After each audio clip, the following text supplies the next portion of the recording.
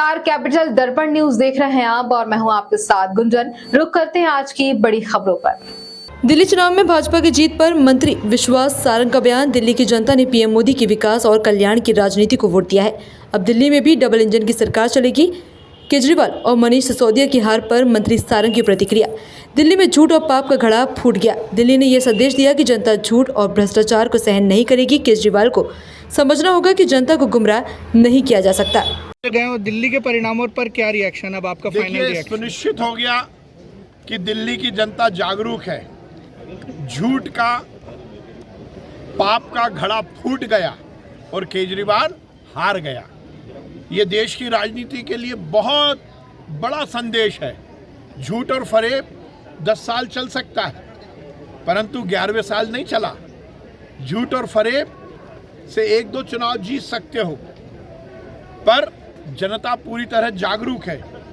दिल्ली का चुनाव इसलिए भी बहुत महत्वपूर्ण है कि इसने देश भर की राजनीति को यह संदेश दिया है कि जनता भ्रष्टाचार को सहन नहीं करेगी। जनता फूट और इस तरह की झूठी राजनीति को सहन नहीं करेगी। कभी कहने लगे कि जमुना जी में जहर मिला दिया, कभी कहने लगे कि हमारे विधायकों को खरीदने की बात आ रही है।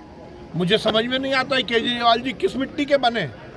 पर दिल्ली की जनता ने जो खुद को हराया, आम आदमी पार्टी जिस नाम को लेकर चुनाव लड़ रही थी वही अब विधानसभा में नहीं है।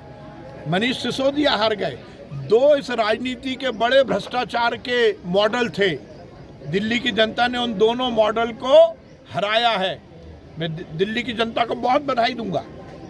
ये जीत और हार का विषय नहीं है, ये झूठ और फरेब की राजनीति को तिलांजलि देने का दिन है। और केजरीवाल जी जैसे नेताओं को अब समझना चाहिए कि जनता को गुमराह किया जा सकता है कुछ दिनों के लिए, पर ये जनता है, ये सब जानती है और लोकतंत्र में जनता का निर्णय ही सर्वोपरि होता है।